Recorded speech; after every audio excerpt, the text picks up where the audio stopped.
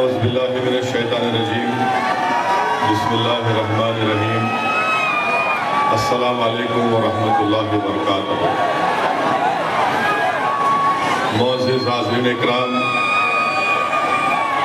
بزرگان قوم اور ملت، میری عزتدار ماں اور بہنوں، غیور نوجوان ساتھیوں، پس پردہ بیٹھ کر سننے والے میری ماں اور بہنوں،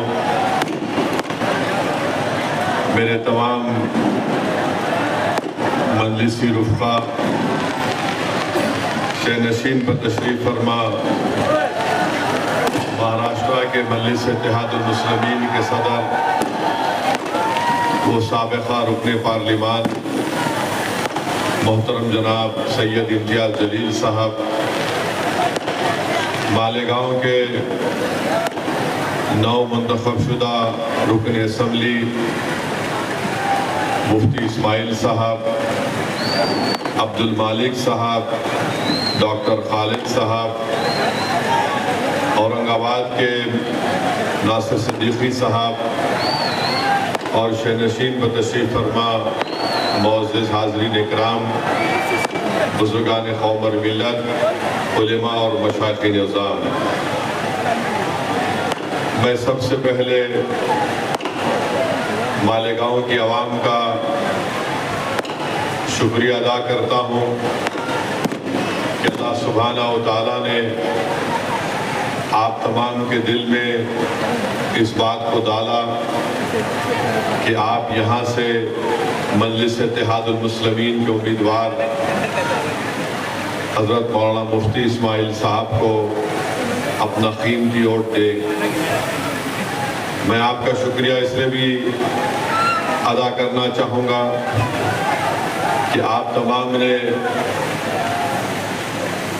مفتی اسماعیل صاحب کو اپنا ووٹ دے کر ان کو دوبارہ مالیگاؤں کا رکن اسمبلی منتخب فرمایا آپ کی خدمت کے لیے۔ یہ مفتی اسماعیل صاحب کی کامیابی نہیں ہے، بلکہ یہ کامیابی آپ کے اتحاد کی کامیابی ہے، یہ آپ کے سیاسی شعور کی کامیابی ہے۔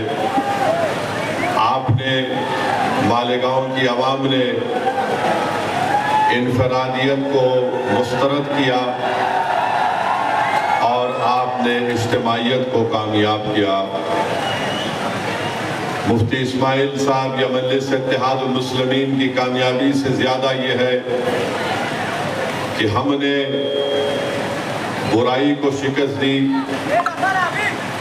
اور ہم نے نیکی کو مضبوط کیا۔ آپ نے مجلس اتحاد المسلمین کے امیدوار کو کامیاب کر کے پیغام دیا کہ آپ مالیگاؤں میں کسی بھی قسم کی غنڈہ گردی کو برداشت نہیں کرتے ہیں، آپ یہاں پر امن چاہتے ہیں۔ آپ نے اپنے کے کوٹ کو پتنگ کے نشان پر بٹن دبا کر یہ بتا دیا کہ ہم بٹن تو دبا رہے ہیں پتنگ کے نشان پر، مگر ہم نہیں چاہتے کہ جو بٹن اور پاؤڈر کا کاروبار کرنے والے لوگ ہیں، جو ہمارے بچوں کی زندگیوں کو برباد کر رہے ہیں، ہم ان لوگوں کو ووٹ نہیں دیں گے۔ آپ نے بٹن دبایا تو بٹن بیچنے والوں کی اب نیند حرام ہو چکی ہے۔ میں آپ تمام کا وہ پٹاخے روک دو بھائی، وہ پٹاخے رکوا دیجیے۔ میں آپ سے یہ کہنے آیا ہوں، شکریہ ادا کرنے آیا ہوں کہ انشاءاللہ تعالی مفتی اسماعیل صاحب کی کامیابی آپ تمام کی کامیابی ہے۔ میں اپنی آواز کے ذریعے ہماری عزتدار ماں اور بہنوں کا بھی شکریہ ادا کرنا چاہوں گا کہ انہوں نے مجلس اتحاد المسلمین سے اپنی بے پناہ محبت اور وابستگی کا ثبوت دے کر یہاں پر انہوں نے اتحاد کو کامیاب کیا۔ مجلس اتحاد المسلمین کے امیدوار کی کامیابی اجتماعیت کی کامیابی ہے۔ جو لوگ الیکشن لڑ رہے تھے مفتی اسماعیل صاحب کے خلاف، وہ یہ سمجھ رہے تھے کہ ہم کو الیکشن جیتنا اس لیے ضروری ہے کہ ہم کو اپنی طاقت میں اضافہ کرنا ہے تاکہ ہم اپنے مالیگاؤں کے غریب عوام پر ظلم کر سکیں۔ وہ الیکشن دولت کی بنیاد پر اس لیے لڑ رہے تھے کیونکہ ان کو یہ امید تھی کہ ہم دولت کما لیں گے جیتنے کے بعد۔ بہرحال میرے عزیز دوستوں اور بزرگوں، میں آپ تمام کو سلام کرتا ہوں۔ مجلس اتحاد المسلمین کے تمام ذمہ داروں کو، اراکین کا شکریہ ادا کرتا ہوں اور ان تمام لوگوں کا بھی شکریہ ادا کرتا ہوں جو خاموشی کے ساتھ مجلس اتحاد المسلمین کے امیدوار کی کامیابی کے لیے بہت محنت کیے، جستجو کیے، اپنے راتوں کی نیند کو برباد کیا اور مفتی اسماعیل صاحب اور مجلس اتحاد المسلمین کو یہاں سے کامیاب اور کامران کیا۔ اب ہم مفتی اسماعیل صاحب سے بھی گزارش کرتے ہیں کہ مفتی اسماعیل صاحب بحیثیت رکن اسمبلی مالیگاؤں میں جو غنڈہ گردی کرنے کی کوشش کرے گا، مفتی اسماعیل صاحب غنڈہ گردی کو یہاں سے ختم کریں گے۔ ہم امید کرتے ہیں اور ہم کو یقین ہے کہ مفتی اسماعیل صاحب جو ڈرگ کا کاروبار کر رہے ہیں، جو بٹن کے نام پر یا پاؤڈر کے نام پر، مفتی اسماعیل صاحب اپنی پوری طاقت لگا کر ان کاروبار کرنے والوں کا تعاقب کریں گے اور وہ مالیگاؤں کی سرزمین پر وہ نظر نہیں آئیں گے انشاءاللہ تعالی۔ جو لوگ ڈرگز کا کاروبار کر رہے ہیں وہ دور رہے ہم سے، مالیگاؤں سے دور چلے جائیں، کیونکہ مجھے معلوم ہوا کہ یہاں پر پولیس نے بھی بٹن یا پاؤڈر قریب 2,27,000 کی لاگت کا یہاں پر پکڑا بھی ہے الیکشن کے بعد۔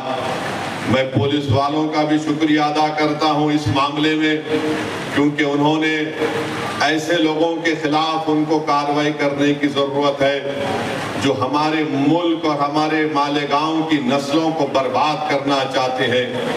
اگر عوام ساتھ دیتی رہی تو یقیناً انشاءاللہ تعالی مجلس اتحاد المسلمین اور تمام مجلس کے ذمہ داران اس مالیگاؤں سے یہ تمام نشے کے کاروبار کرنے والوں کو مکت کریں گے۔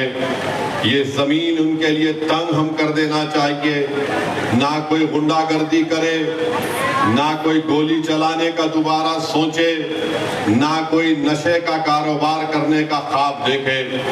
اب انشاءاللہ تعالی ہم مفتی صاحب سے یہ پرزور گزارش اور اپیل بھی کرتے ہیں کہ وکاس اور ترقیاتی کام کو اچھے اور بڑے پیمانے پر انشاءاللہ تعالی مالیگاؤں میں انجام دیا جائے گا، کیونکہ اگر ہم آج سے شروع کریں گے تو دیکھتے دیکھتے 2029 آ جائے گا، تو ہم کو اور پہلے سے زیادہ ان تمام ترقیاتی اور وکاس کے کام کو کرانا بہت ضروری ہے۔ میں ہمارے تمام مجلس کے میرے رفقا سے بھی اپیل کروں گا کہ وہ مفتی اسماعیل صاحب کو ساتھ لے کر پورے ان ترقیاتی اور وکاس کاموں کے تعلق سے وہ دل و جان سے کوشش کریں اور ان ڈیولپمنٹ کے کام کو کروائیں۔ آج ہماری ملاقات پاور لوم کے ذمہ داروں سے ہوئی ہے، انہوں نے اپنے مسائل ہم کو بتائے ہیں۔ انشاءاللہ تعالی میں نے ان کو کہا ہے کہ میں دلی جا کر پوری کوشش کروں گا کہ کس طریقے سے مرکزی حکومت سے ہم نمائندگی کر کے پاور لوم کے لوگوں کو جو سہولتیں ملنی چاہیے اس کے لیے میں آواز اٹھاؤں گا پارلیمنٹ میں، اور انشاءاللہ تعالی ہم مرکزی حکومت سے نمائندگی بھی کریں گے۔ یہاں پر جو ذمہ دار ہم سے ملاقات کیے انہوں نے بتایا کہ یہاں پر MSEDCL MDS میٹر اور tender B1 B2 registrar prize stamping UDCPR GIS CETP ACB, BUMS, RDO اور اس طرح کے ایک لسٹ دی ہے جو یہاں پر زیر تکمیل کام ہے. مفتی اسماعیل صاحب کو بھی انہوں نے وہ میزر دیا ہے. ہم بھی مفتی اسماعیل صاحب کو تنگ کرتے رہیں گے تاکہ وہ پوری کوشش کریں. مہاراشٹرا میں ایک نئی حکومت بننے جا رہی ہے. اب مہاراشٹرا کی نئی حکومت سے بھی ان سے بھی ہم لوگ مطالبہ کریں گے, نمائندگی کریں گے کہ مالیگاؤں میں بھی پورے ترقیاتی کام کو انجام دیا جائے. مالیگاؤں میں بھی جو مہاراشٹرا کے دوسرے علاقوں میں اگر ڈیولپمنٹ اور ترقیاتی کام ہوتی ہے تو مالیگاؤں میں بھی اس کا حصہ ہونا چاہیے.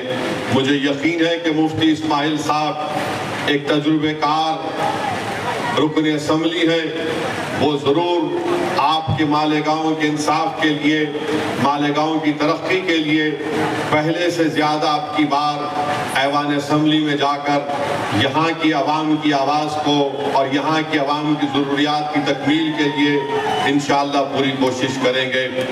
جو لوگ ہم کو ووٹ نہیں دیے میں ان کا بھی شکریہ ادا کرنا چاہتا ہوں, اور ہمارے لیے یہ بہت بڑا ایک موقع ہے کہ جو ہم کو ووٹ نہیں دیے ہم اپنے اچھے کام کے ذریعے ان کو دل کو جیتیں تاکہ وہ آئندہ 5 سال کے بعد بڑی تعداد میں آ کر مجلس اتحاد المسلمین کے حق میں اپنا ووٹ دے. جمہوریت ہے, آپ کس کو ووٹ دینا چاہتے ہیں نہیں دینا چاہتے آپ کا اختیار ہے, مگر جو پروپیگنڈا یہاں پر کیا گیا تھا, جو عصبیت کے مظاہرے یہاں پر کیے جا رہے تھے, جو یہاں پر ایک ننگا ناچ ہو رہا تھا تشدد کا, غنڈہ گردی کا, ڈرگس کے کاروبار کا, میں آپ کو سلام کرتا ہوں لاکھوں بار کہ آپ نے ان تمام طاقتوں کو مسترد کیا, اور ہماری کوشش یہ ہوگی کہ ہم آپ کے بھروسے پر اتریں. انشاءاللہ تعالی ہم پوری کوشش کرتے رہیں گے کہ آپ کی جو تکلیف ہے, آپ کے جو مسائل ہیں, آپ کے رکن اسمبلی مفتی اسماعیل صاحب اور مجلس کے ذمہ داران یہ پوری کوشش کر کے آپ کے مسائل کو حل کروائیں گے. میرے عزیز دوستوں اور بزرگوں, میں ساتھ ہی ساتھ یہ بھی کہنا ضروری سمجھتا ہوں کہ میرے چھوٹے بھائی جناب سید امتیاز جلیل صاحب, ناصر صدیقی صاحب کو اورنگ آباد سے کامیابی نہیں ملی. آپ کو یاد ہوگا کہ میں پکار کر آپ سے کہہ رہا تھا کہ ہم کو ہمیشہ نقصان اپنوں سے ہوا ہے, غیروں سے نہیں ہوا ہے.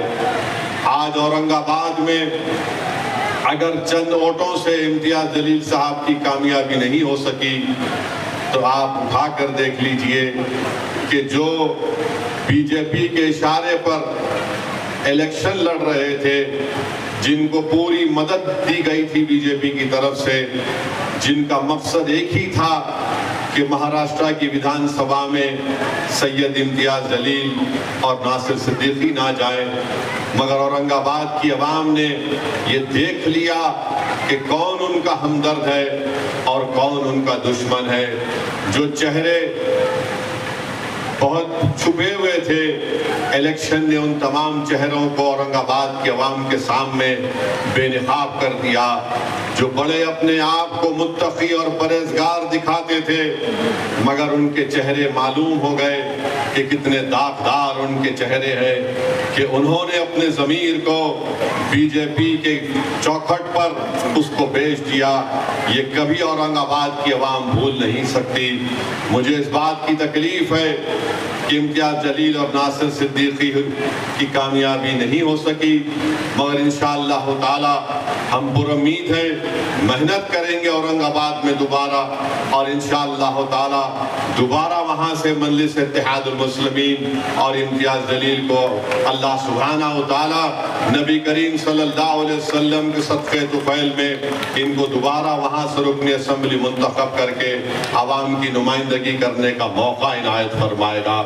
مگر آپ جانتے ہیں کہ یہی امتیاز جلیل تھے, پارلیمنٹ کا الیکشن 4 مہینے پہلے ہارا, مگر جب ناموس رسالت کا مسئلہ پیدا ہوا تو امتیاز جلیل نے یہ نہیں سوچا کہ میں ابھی ممبر آف پارلیمنٹ نہیں ہوں. امتیاز جلیل نے بحیثیت مہاراشٹرا کے مجلس اتحاد المسلمین کے صدر کے اس چیز کو اٹھایا اور جو لوگ رسول اللہ صلی اللہ علیہ وسلم کی شان میں گستاخی کرنا چاہتے تھے، امتیاز جلیل نے احتجاج، صدائے احتجاج کو بلند کیا اور پورے مہاراشٹرا کی ایک تاریخ میں ایک پرامن احتجاج نکالا گیا۔ میں شکریہ ادا کرنا چاہوں گا ہمارے دھولیا کے فاروق شاہ صاحب کا۔ بہترین الیکشن کیمپین فاروق شاہ صاحب نے کیا، بہترین کام دھولیا کے گلی کوچوں میں جناب فاروق شاہ صاحب نے کیا۔ یہ اللہ کی کیا مرضی تھی، اللہ بہتر جانتا ہے، ان کی کامیابی نہیں ہو سکی۔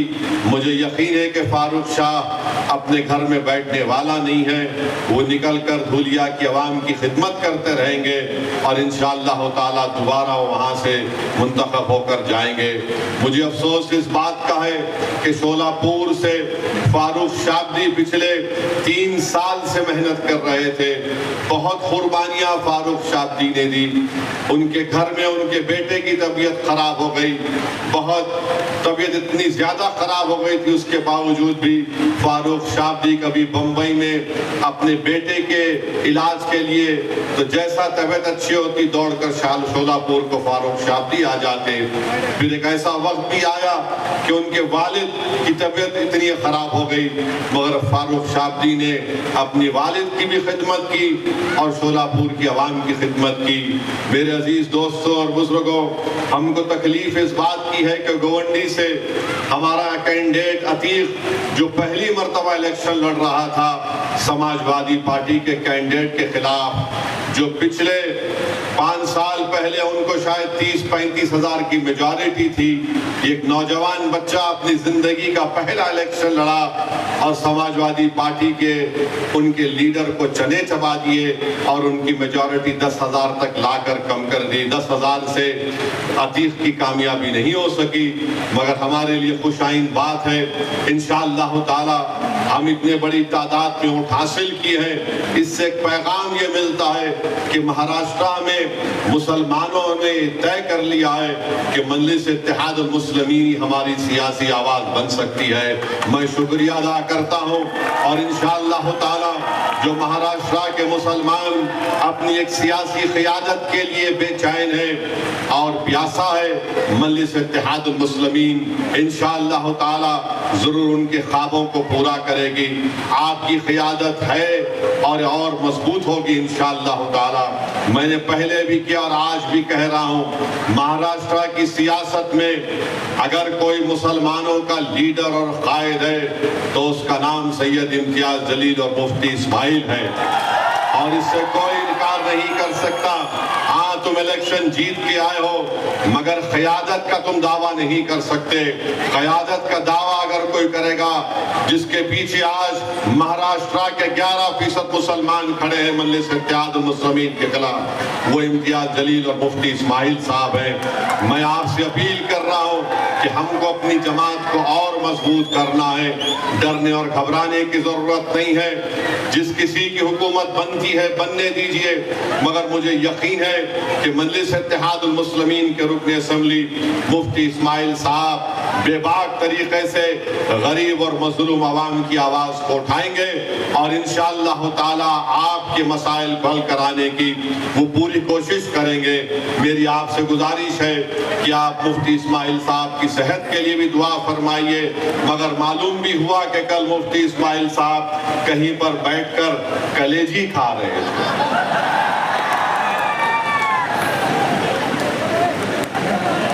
اب یہ کلیجی کھا رہے تھے تو کسی کے گردے میں درد ہو گیا، یعنی کسی کا دل رکھنے کے لیے مفتی صاحب بولے لا دے دے، تھوڑا چک لیے، نہیں کلیجی کھائے، اب کیسا طبیعت اچھی ہو گئی۔ ارے بھائی تمہارے کلیجے کو کیا ہوا، تمہارے دل کو کیا ہوا، اس کو صاف کر لو، تمہارے کانوں کو صاف کر لو اور اس بات کو یقین کر لو کہ اب تمہاری غنڈہ گردی چلنے نہیں دیں گے انشاءاللہ تعالی۔ ہماری کوشش یہ ہوگی کہ مالیگاؤں میں اور اتحاد مضبوط ہو۔ تم نے جو ہر گھر میں مالیگاؤں میں دیوار اٹھانے کی کوشش کی، ان چھوٹی چھوٹی دیواروں کا اسد الدین اویسی بنیاد کے ساتھ اکھاڑ کر ہم پھینک دیں گے انشاءاللہ تعالی۔ ہم اپنے گھر میں دیوار کوٹنے نہیں دیں گے، ہم اپنے مساجد میں اور اختلافات کو فروغ نہیں دیں گے۔ یہ آپ کو اور ہم کو طے کرنا ہے میرے عزیز دوستوں اور بزرگوں۔ تیسری اہم بات جو میں آپ کے سامنے عرض کرنا چاہ رہا تھا، آج اورنگ آباد میں میڈیا کے لوگوں نے مجھ سے پوچھا کہ آر ایس ایس کے سر سنچالک موہن بھگوت نے یہ کہا کہ کسی بھی آبادی کا پاپولیشن گرنا خطرے کی بات ہے، اور انہوں نے کہا کہ کم سے کم 3 بچے پیدا کرو، اور میڈیا نے مجھ سے کہا کہ آپ اس پر کوئی تبصرہ کریے۔ تو میرے عزیز دوستوں اور بزرگوں، ہمارے میڈیا کے لوگ بھی ہیں، اور ماشاءاللہ سے پولیس آج پھر نوٹس دی میرے کو۔ تو خیر، قانون کے دائرے میں رہ کر ہم ہمیشہ بات کرتے آئے اور انشاءاللہ بات کرتے رہیں گے۔ موہن بھگوت نے کہا کہ 3 بچے پیدا کرو۔ موہن بھگوت صاحب، آپ لوگ کب شادی کر رہے پہلے یہ بتا دو۔ اب 3 بچے پیدا کرو بول رہے۔ اب آپ کی اور ہمارے قانون نے برسوں سے ہم سن رہے ہیں، پچھلے 10 سال سے خاص طور سے خود پرائم منسٹر وزیر اعظم نریندر مودی نے پارلیمنٹ الیکشن کے دوران راجستھان میں کہا تھا کہ ہمارے ہندو بہنوں کے گلوں سے منگل سوتر اتار کر ان مہیلاؤں کو دیا جائے گا جو زیادہ بچے پیدا کرتے ہیں۔ وزیر اعظم کا اشارہ مسلم خواتین پر تھا۔ اب موہن بھگوت کو کہنا پڑ رہا ہے کہ بچے زیادہ پیدا کرو۔ موہن بھگوت صاحب، آپ 3 بول رہے، میرے کو 5 ہے۔ مفتی صاحب آپ کو کتنے ہیں؟ 4 ہے۔ آپ بہت کنجوسی کر رہے ہیں، آپ اس میں بھی کنجوسی کر رہے ہیں مفتی صاحب۔ نہیں، غلط نہیں لینا، میں تو دوسرا مطلب نکالیں گے تم لوگ۔ امتیاز صاحب کو خالی 2 ہی ہے۔ اب موہن بھگوت، ارے گھر جا بھائی، موہن بھگوت بول رہے 3 پیدا کرو۔ آرگنائزر آر ایس ایس کی ایک میگزین ہے تائید کرنے والی، اکتوبر 2021 کو آرگنائزر میگزین نے لکھا کہ مسلمانوں کی آبادی بہت بڑھ رہی ہے، اس کو کم کرنا چاہیے۔ اب موہن بھگوت بول رہے 3 پیدا کرو۔ جھارکھنڈ میں الیکشن ہوا، جھارکھنڈ میں بی جے پی نے ایک اشتہار بنایا، اور اشتہار یہ تھا کہ ایک ہمارے ہندو بھائی بہن گھر میں بیٹھ کر کھانا کھا رہے، ٹیبل پر کھانا کھا رہے، گھر کے اندر بیل بجتی ہے، جب دروازہ کھولتے ہیں تو کیا دیکھتے ہیں کہ گھر کے باہر کم سے کم 40-50 مسلمان کھڑے ہوئے ہیں، برقع پوش خواتین کھڑے ہوئے ہیں، ٹوپی پہننے والے مسلمان پہنے ہوئے۔ اچانک ہندو بہن کے گھر میں آ گئے اور گھس کے کھانا بیٹھ کر گھر میں بیٹھ گئے۔ الیکشن کمیشن کو وہ ایڈورٹائزمنٹ کو بین کرنا پڑا۔ اب موہن بھگوت بول رہے 3 بچے پیدا کرو۔ بھائی وہ پٹاخے بند کر دیجئے، تقریر ہو رہی ہے، پٹاخے مت پھوڑیے ورنہ میں بیٹھ جاتا ہوں پھر۔ موہن بھگوت جو بول رہے ہیں، میں آپ کو بتا رہا ہوں کہ کتنے مرتبہ ہم نے سنا کہ مسلمان آبادی بہت بڑھا رہے ہیں۔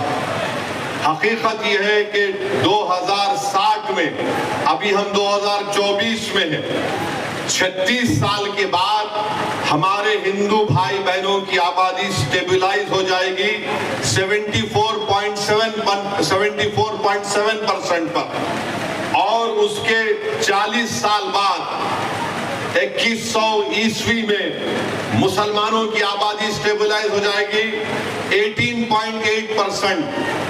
یعنی مسلمان کی آبادی کبھی بھی اس ملک میں ہمارے ہندو بھائی بہنوں کی آبادی سے زیادہ نہیں ہوگی، مگر یہ جھوٹ آر ایس ایس پچھلے 70 سال سے پھیلا رہی ہے، بی جے پی یہ جھوٹ کو پھیلا رہی ہے کہ مسلمان اتنی آبادی بڑھ رہی ہے، اتنے بچے پیدا کر رہے ہیں کہ ایک دن اس دیش میں ان کی آبادی بڑھ جائے گی.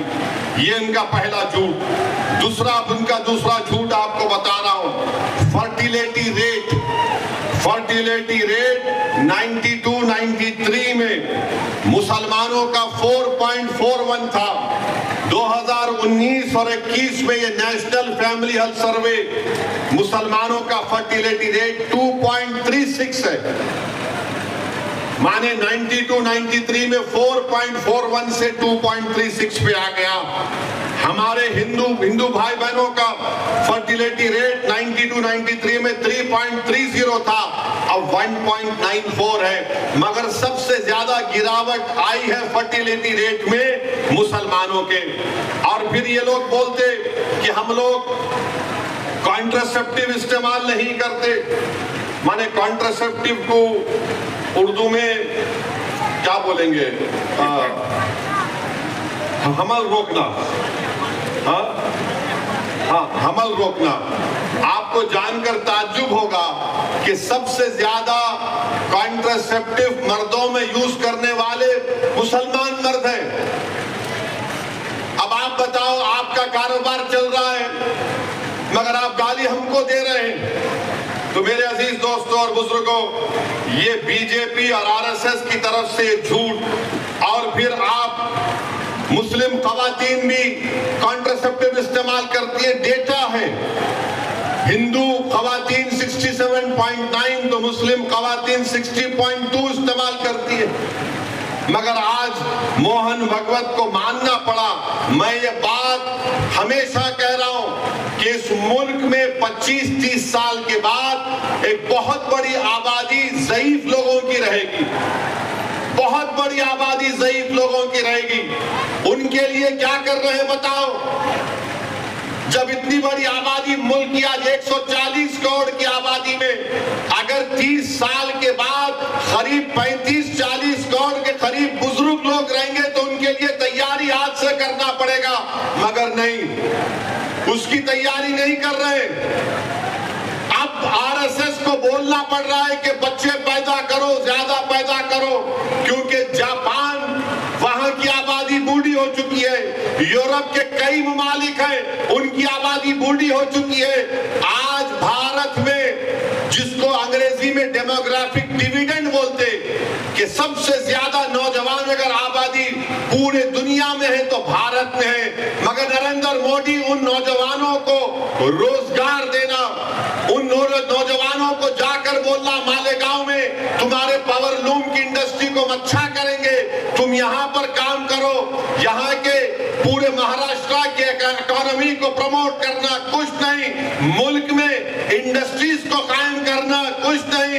ملک میں روزگار کی اسکیموں کو نافذ کرنا تاکہ نوجوانوں کو روزگار مل سکے کچھ نہیں. جو نوجوان آرمی ایئر فورس میں جاتا تھا، جس کے لیے وقار کی بات سمجھی جاتی تھی، نریندر مودی نے کہا 4 سال اگنیویر کرو اور 4 سال کے بعد تم کو 15-20 لاکھ ملیں گے، چلے جاؤ. کچھ نہیں پلاننگ ہے. 30 سال کے بعد سب سے زیادہ بزرگوں کی آبادی بھارت میں رہے گی.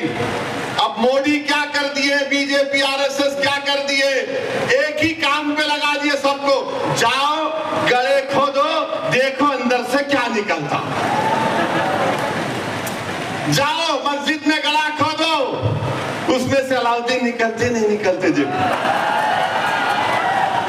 یعنی ہر جگہ پر جہاں بھی جاؤ بس گڑھا کھودو. سروے نہیں. یہاں پر کچھ تھا. کب تھا رے بھائی؟ نہیں، 500 سال پہلے تھا. تیرے کو کیسے معلوم 500 سال پہلے تھا؟ نہیں تھا، ہم سنے. ارے ہم بھی سنے نہیں تھا، کیا کریں گے تو. سنبھل کی مسجد آپ بتائیے، 500 سال پہلے وہاں پہ مسجد نہیں تھی. ارے میرے بھائی، 500 سال پہلے اگر تم جاؤ گے تو میں تم کو 2000 سال پہلے لے کے جاؤں گا. جین اور بودھ مذہب کے لوگ بھی کھڑے ہو کر بولیں گے یہاں پر بھی ہماری مذہبی عبادت گاہیں تھیں. ہم بھارت کو وکست بھارت بنانا چاہتے ہیں. نہیں بنانا چاہتے مگر بھارت کو 500 سال پیچھے لے کے جانا چاہتے. ارے وہ ملک وہی ملک طاقتور بنے گا جو آگے دیکھے گا مگر نہیں. نریندر موڈی 1526 پہ نظر ہے. ارے موڈی نظر رکھو, وکشت بھارت کا تو تم نام لے کر جھوٹ بولتے ہو. ارے تم نظر رکھو کہ 70 سال کے بعد اس دیش میں کیا ہوگا, اس دیش میں غریبی کتنی بڑھ جائے گی, مگر اس کے بارے میں فکر نہیں. سنبھل کی مسجد کا مسئلہ کھڑا کر دیے. اور کیا مسئلہ ہے سنبھل کی مسجد کا؟ کوئی رک جا بھائی, وہ کرسیاں چھوڑ دیجئے, کرسیاں بھائی ڈسٹرب مت کریے, تھوڑی دیر کے لیے سنیے. رک جائیے بھائی, جو کون ہے تھوڑی دیر کے لیے رک جائیے. سنبھل کی مسجد میں جو لوگ کورٹ کو گئے, وہ کورٹ میں یہ بول کر گئے کہ ہم کو مسجد کے اندر جانے کا پرمیشن ملے. اب آپ بتائیے, کوئی ہم کسی کو روکتے, کوئی مسجد میں آنا چاہ رہا ہے تو آئیے, آداب کو ملحوظ رکھ کر مسجد میں آئیے. مگر پریئر یہ ہے, مطالبہ کورٹ سے کہ اندر آنے کا موقع ملے. اور فاضل جج صاحب ماشاءاللہ آرڈر دے دیے سروے کا. مانے کورٹ مسجد سنبھل کی مسجد چندوسی مسجد سے 45 کلومیٹر دور ہے. 1.5 گھنٹے میں آرڈر لے کر آ گئے اور وہاں پر پولیس موجود ہے. شام میں 6 بجے سروے ہوتا ہے. پھر اس کے بعد اتوار کے دن سروے ہوتا ہے. اور پھر جب دوسرا سروے جس کا کوئی قانونی موقف نہیں ہے سروے ہوا تو فائرنگ ہوئی. فائرنگ میں 5 لوگ شہید ہو گئے. اس میں ایک 17 سال کا بچہ جو پلاسٹک کے کھلونے بیچتا تھا, اس کے سینے پہ گولی لگ گئی. 5 کے 5 کو, 4 کو سینے پہ گولی لگی, 1 کو پیٹھ پر گولی لگی. اور مارنے والے بولتے ہم نہیں مارے, کٹے سے مارے. ارے کیا کوئی جنات آ کے گولی مار کے چلے گئے؟ آپ گولی چلا رہے ہیں, ویڈیو ہے, اور بول رہے ہیں کہ نہیں ہم نہیں چلائے, کٹے سے مارے. ترک اور پٹھانوں کا جھگڑا تھا, نہیں تھا جھگڑا. ترک پٹھان کا مسجد پہ جھگڑا کبھی تھا نہ کبھی رہے گا انشاءاللہ تعالی. آپ کہہ رہے جھگڑا تھا مگر 5 لوگ شہید ہو گئے, اپنی جانوں کو گنوا دیے. اگر وہ لوگ کورٹ کو نہیں جاتے تو کیا یہ 5 بچے مرتے تھے؟ کیا یہ تشدد ہوتا تھا سنبھل میں؟ میرے بھائی آج آپ دیکھ رہے ہیں یہ سنبھل میں ہوا اور الزام مجھ پر لگایا جاتا ہے. اسد الدین اویسی تم یہ بول رہے, تم وہ بول رہے ہو. بار بار مجھے واٹس ایپ کے اوپر کبھی SMS کے ذریعے کبھی فلاں کے ذریعے دھمکی دی جاتی ہے. ارے ظالموں, یاد رکھو میں مسجد بچانے کے لیے, خانقاہوں کو بچانے کے لیے, درگاہوں کو بچانے کے لیے, وقف کی جائیداد کو بچانے کے لیے, جمہوریت کو بچانے کے لیے, قانون کی بالادستی کے لیے, انصاف کے لیے میں 1 بار نہیں 1000 مرتبہ مرنے کو تیار ہوں. تم کیا کرو گے بتاؤ؟ تم سمجھ رہے کہ ہم خاموش بیٹھ جائیں گے؟ ایسے 12 درگاہ اور مساجد پر کیس ڈال دیا گیا ہے کہ یہ مسجد نہیں تھی, پھلا تھا, یہ تھا. سلیم چشتی رحمت اللہ علیہ کی درگاہ پر کیس ڈال دیا گیا. سلطان ہند خواجہ اجمیری کے آستانے پر کیس ڈال دیا گیا. اور کیا بولتے ہیں, کیس ڈالنے والا کون ہے معلوم آپ کو؟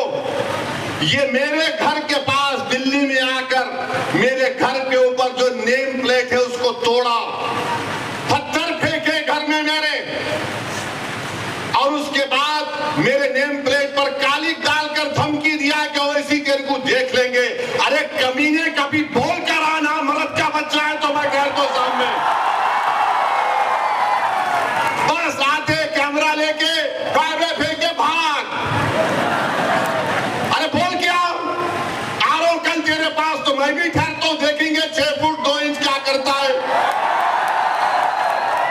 وہ آدمی اب کورٹ کو گیا, سپریم کورٹ کے وکیل کو تھپڑ مارا. 2016 میں دلی کی پولیس نے اس کو تڑی پار کا نوٹس دیا، وہ کورٹ میں کیس ڈال رہا ہے کہ خواجہ اجمیری کا آستانہ نہیں ہے، وہاں پر کوئی اور جگہ تھی۔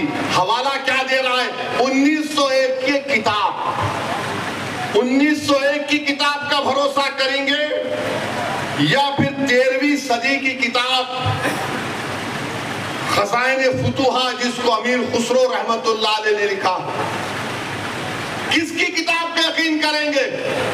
1901 میں کوئی دیوانہ لکھ رہا نہیں، روایت یہ بتاتی ہے۔ ابے روایت بہت باتیں بتاتی ہے، یقین کر لیں گے کیا؟ پارلیمنٹ نے قانون بنایا کہ 15 اگست 47 کو جو مسجد، مندر، گرجا گھر، گرودوارہ رہے گا وہ سیل ہے، بند ہے، اس پر کوئی چھیڑ خانی نہیں ہوگی، اس کا کنورژن نہیں ہوگا، اس کا کیریکٹر نہیں بدلا جائے گا۔ مگر یہ کیا ہو رہا ہے؟ کیا ہو رہا ہے ہمارے ملک میں؟ 800 سال کی درگاہ خواجہ غریب نواز سلطان ہند کی، اور سنو اقتدار کی کرسیوں پر بیٹھنے والوں، دلی کے اقتدار پر بیٹھنے والے سنو، خواجہ ہندوستان کا سلطان ہے، اس کے بعد کوئی سلطان کو نہیں مانتے ہم۔ خواجہ کے آستانے پہ چلے گئے، غریب نواز کے آستانے پر چلے گئے۔ ارے کون سی کتاب تمہاری نہیں؟ وہ فلاں دیوار کو ایسا کھکورے تو اس کو ایسا رنگ نکالے تو چھتری نکلتی۔ ابے تیرے گھر میں اگر 1000 فیٹ کھودا تو اس میں بھی خانے جہاں خان کی ملبہ نکلتا، کیا کریں گا؟ دے دیتا میرے کو، کیا کریں گا؟ نہیں، وہ تھا۔ یاد رکھو یہ ملک کمزور ہو جائے گا۔ 5 بچوں کی جانیں چلے گئیں، وہ مرے نہیں، وہ شہید ہیں۔ تم نے ان کو گولی مار کر ان کا قتل کیا ہے، تم قاتل ہو۔ تم نے غریب ماں باپ کو اپنی اولاد سے محروم کر دیا ہے۔ ارے یہ میڈیا کو لیک کرتے نہیں، وہ پتھر پھینک رہے، وہ فلا کر رہے۔ ارے مسجد ہے، اللہ کا گھر ہے، تم کو کیا رائٹ دیتا ہے کسی بھی عبادت جہاں پر اگر تم جاؤ گے تو لوگ کیا خاموش بیٹھ جائیں گے؟ 800 سال کی درگاہ، وہاں وہ نہیں، یہ نہیں تھا، وہ نہیں تھا۔ ہم بھارت کے پردھان منتری سے پوچھنا چاہ رہے نریندر موڈی، کیا آپ یہ تمام ان لوگوں کو روکیں گے یا پھر یہ دیش اسی طرح چلتا رہے گا کہ ہر مسجد پہ سوال کر دو، ہر درگاہ پہ سوال اٹھا دو؟ میرے بھائی 12 مقدمے عائد ہو چکے ہیں گیان واپی پر، متھورا کی شاہی عیدگاہ پر۔ وہاں پر تو 1965 میں مسلمانوں نے ہندو بھائی بہنوں سے مل کر بیٹھ کر تصفیہ کر لیا۔ 8 ایکڑ زمین مسلمانوں نے وقف کی تھی کہ لو یہ قسم ہندوستان ہے، آپ کے لیے معتبر جگہ ہے، آپ بناؤ یہاں پر۔ 65 میں سنی وقف بورڈ کی اجازت سے ایگریمنٹ ہو گیا ہندو مسلمان میں۔ 2023 میں کوئی آ کے بولا وہ کون ہندو ہوتے، وہ پوری جگہ ہماری ہے۔ ٹیلے والی مسجد لکھنؤ کی، ایسے 12-13 مقامات ہیں۔ سپریم کورٹ نے رام مندر کے فیصلے میں کہا کہ 91 کا ایکٹ بھارت کے سمویدھان کا ایک اٹوٹ حصہ ہے، اور پھر اس کے بعد ڈی وائی سی چندرچوڈ سی جی آئی تھے، وہ خاموش ہو گئے۔ اورل آبزرویشن کیا کہ نہیں، سروے کو اسرٹین کرنے میں کیا بری بات ہے؟ ارے بری بات یہ ہے کہ سروے کوئی اکیڈمک ایکسرسائز نہیں ہے۔ سروے کیوں کیا جا رہا ہے؟ گیان واپی مسجد میں وضو خانے کو سیل ہو گیا، گیان واپی مسجد کے جنوبی طرف ہمارے پاس نہیں ہے، وقف کی جائیداد نہیں ہے، وہ کیا کیا کریں گے آپ؟ اور جب بابری مسجد کا فیصلہ آیا تھا، میں پکار کر کہہ رہا تھا یہ غلط فیصلہ ہے، اس کے بعد بہت سی چیزیں کھلیں گے۔ تو میرے خلاف یہ وہی لوگ ہیں جو آج اس اسمبلی کے الیکشن میں ان کو اور دو اعلان کیے تھے۔ وہ لوگ مجھے فون کر کے بولے آپ ایسا کیوں بول رہے ہیں، آپ ایمونیشن دے رہے ہیں بی جے پی کو۔ میں نے کہا حضرت دامن برکاتا ہوں، ججمنٹ آپ پڑھو، یہ ججمنٹ تمام چیزوں کو کھول دے گا۔ مجھ سے کہا کہ آپ خاموش ہو جاؤ، ایسی تم مت بولو۔ میں نے کہا موت میرے کو خاموش کر سکتی سکتی. جب تک اللہ زندہ رکھے گا میں سچائی کو بیان کروں گا اور بیان کرتا رہوں گا. آج بولو, خاموش ہو جاؤ. میں جب کہہ رہا تھا تو کوئی بول رہے ہیں مت بولو, ان کو کیا ہے, یہ بھڑکاؤ بھاشن دے دیتے, ان کو کیا ہے, ان کو ٹی وی پہ جا کے بولنے کا شوق ہے.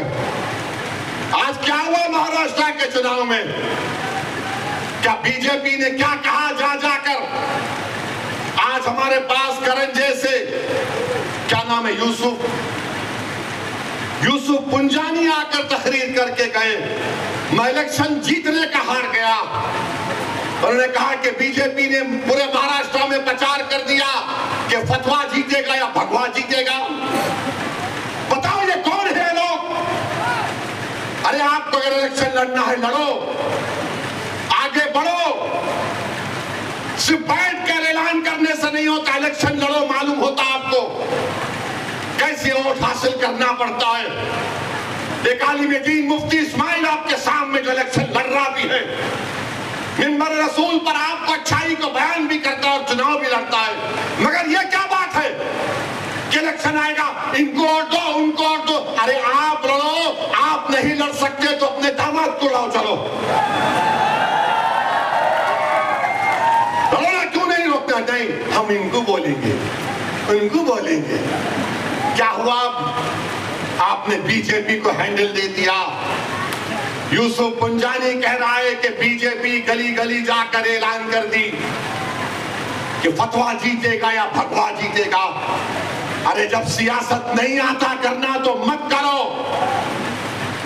دعا کرو یا حکمت عملی سے اختیار کرو. نہیں, ہم کو سب چیز ہونا.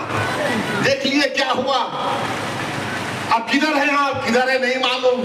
کہاں وہ لوگ جو اورنگ آباد میں بولے تھے امتیاز جلیل کو ووٹ مت دو, اس سماجوادی پینڈیٹ کو تو بولے تھے چہرہ دکھاؤ اورنگ آباد کے عوام کے سامنے تم. ارے لفافوں پہ زندگی گزارنے والوں, شرم سے ڈوب پڑو تم. میرے گھر کو آئے تھے, میرے گھر کو آئے تھے حیدرآباد کو, بغیر بولے میرے گھر کو آئے. میں وقت کے بل کی میٹنگ میں جا رہا تھا, پلٹ میرا گارڈ فون کرا کہ صاحب اتنے لوگ آئے, ملا. گھر پہ آئے تو میں نے کہا کہ میرا گھر اتنا بڑا نہیں ہے, آپ لوگ 20 لوگوں کو لے لیجئے. 20 لوگوں کو بٹھایا, وہ بات کرے, میں بات کرا, لیٹر لکھ کے دیے, ان کو ٹکٹ دو, ملا میں غور کروں گا. پھر جانے سے پہلے میں نے اللہ کے ولی کہ انگریزی قرآن کا ترجمہ جو ترکی کا چھپا ہوا ہے, اس کی 4 کاپیاں ذمہ داروں کو دیا کہ آپ میرے گھر کو آئے, یہ ایک اللہ کے ولی کی قرآن کا ترجمہ ہے. ایک ایک کے ہاتھ میں دیا تو اورنگ آباد جا کے بولے ہم گھر کو گئے تھے, ہمارے کو چائے تک نہیں پلائے. ارے آپ پہلے سے بول دیتے تو نان خلیہ کھلا دیتا میں آپ کو. میرے کو نہیں معلوم تھا کہ تم میرے گھر کو کھانا کھانے آ رہے. ارے تم کو قرآن کریم دیا نا ہاتھ میں, اللہ کا کلام تمہارے ہاتھ میں دیا, تم کو اس کا بھی لحاظ نہیں ہے, اور تم دعویٰ کرتے ہو قوم کا. بہت بول سکتا ہوں, یاد رکھو میری زبان کو لگام نہیں ہے, تمہارا گھر سے نکلنا محال کر دوں گا میں یہاں پہ. میرے بھائی امام شافعی مفتی صاحب بیٹھے ہوئے, امام شافعی رحمت اللہ علیہ کا زمانہ. ایک دولت مند نے کہا کہ اگر اللہ میرے کو بیٹی دے گا تو جب اس کی شادی کروں گا دین اور دنیا کی دولت اس کو دوں گا. جب بیٹی کی شادی کا موقع آیا علماء کرام کے پاس گیا.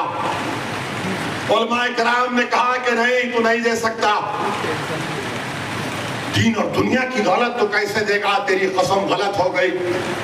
امام شافعی کے پاس گئے, امام شافعی بولے بہت آسان ہے. امام شافعی رحمت اللہ علیہ نے کہا تیری بیٹی کی شادی کب ہے؟ اس نے کہا فلاں دن ہے. بولے میں آ رہا ہوں, چلا جا. امام شافعی پہنچے, امام شافعی رحمت اللہ علیہ نے کہا کہ آسان ہے. وہ بولا کہ حضرت شادی تو ہو گئی, کیا ہے بتاؤ. بولے قرآن اپنی بیٹی کو دے دے, دین اور دنیا کی دولت اس کو دے چکا. میں ان کو دیا, 4 قرآن دیا ان کو, اور بول کے دیا کہ آپ میرے گھر کو آئے, مجھے پتا نہیں ہے, میں وکیلوں کی میٹنگ میں جا رہا تھا, پلٹ کر آیا آپ کے لیے, یہ قرآن کریم کا تحفہ آپ کو دے رہا ہوں. ارے تم کو اویسی سے مجلس سے نفرت ہے, مگر قرآن کریم کی تو عظمت کا تم لحاظ رکھ لیتے. میں یہ بات الیکشن میں بول سکتا تھا مگر خاموش بیٹھے رہا، مگر آج مجبوراً بولنا پڑ رہا ہے۔ یاد رکھو تم لوگ جو کام کر رہے ہو نا، تم مہاراشٹر کے مسلمانوں کو نہ صرف کمزور کر رہے ہو بلکہ تم ان کی آواز کا گلا گھونٹ رہے ہو۔ ارے تم الیکشن لڑو، ہم تمہاری تائید کرنے کو تیار۔ کب تک تم یہ سیاست کرو گے کہ انہیں بول دیا انہیں بول دیا؟ جس کو تائید کیے اورنگ آباد میں وہ خالی 5000 ووٹ لیا، 5000 ووٹ لیا۔ ناصر کے خلاف کتنے ووٹ لیا انہوں نے؟ 10,000 ووٹ لیا، اور ناصر ہارے 8,000 ووٹ سے۔ جو جس کی تائید کا اعلان کیا وہ 5,000، امتیاز جلیل ہارے 1100 ووٹ سے۔ دھولیا سے فاروق شاہ کے خلاف آپ نے اعلان کیا، وہ 10,000 پہ نپٹ گیا، فاروق شاہ 70,000 ووٹ لیے۔ صرف 1,700 ووٹ لیا وہ ظالم، صرف 1,700 ووٹ لیا۔ فاروق شاہ 70,000 ووٹ لیا۔ عتیق کو آپ نے تائید نہیں کی، کسی اور کو بول دیا۔ ارے کیا کر رہے ہو تم لوگ؟ مت کرو۔ تمہارا احترام اور تمہاری عظمت ہم کرتے ہیں، مگر آپ جو کام کر رہے وہ مسلمانوں کے حق میں نہیں کر رہے ہیں۔ آپ نے ہینڈل دے دیا بی جے پی کو، بی جے پی نے پورا پرچار کر دیا، اور کیا نتیجہ نکلا جا آپ دیکھو۔ کل یہ بی جے پی کی سرکار اگر کچھ کرے گی تو کون آ کے لڑے گا؟ آپ آئیں گے روڈ پہ؟ یہی امتیاز جلیل، یہی فاروق شاہ، یہی مفتی اسماعیل، یہی ناصر صدیقی، یہی فاروق شاہدی، یہی وارث پٹھان میدان میں اتر کے مقابلہ کریں گے۔ میرے بھائی پہچانو ان لوگوں کو۔ میں نہیں بولنا چاہ رہا تھا مگر آج میں ضروری ہے سچائی کو بیان کرنے کے لیے کہنا۔ بہرحال میرے عزیز دوستوں اور بزرگوں، اپنے مسجدوں کو آباد رکھو۔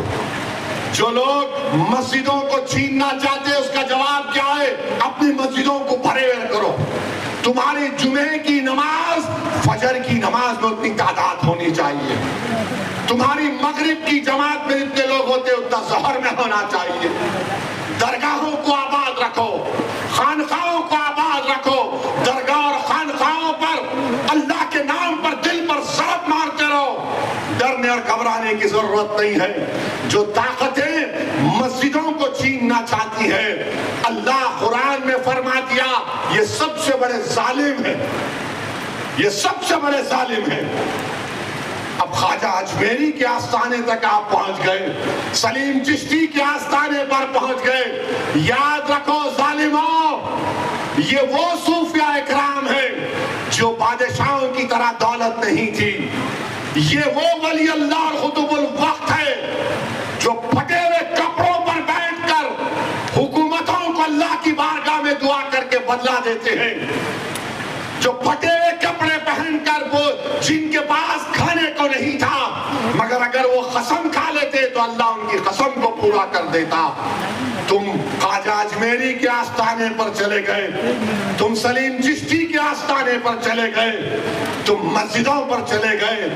اب تم کو انشاءاللہ تعالی شکست ہوگی، ان کو شکست ہوگی۔ آپ دیکھنا، ارے خواجہ کا آستانہ آباد ہے، مغل ختم ہو گئے، خواجہ کا آستانہ آباد ہے، انگریز ختم ہو گئے، خواجہ کا آستانہ آباد ہے۔ ارے ظالم کا ظالم آ کر چلے گیا، خواجہ کا آستانہ آباد ہے۔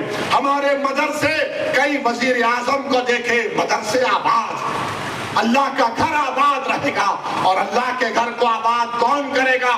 جو اللہ پر بھروسہ کرتا ہے اور کسی سے نہیں ڈرتا سوائے اللہ کے، اور آخرت پر بھروسہ کرتا ہے۔ تو نوجوانوں، اپنے عبادت گاہوں کو مضبوط رکھیے، اس کو آباد رکھیے۔ آپ کا پھر سے شکریہ بہت بہت۔ وآخر الدعوانا الحمدللہ رب العالمین۔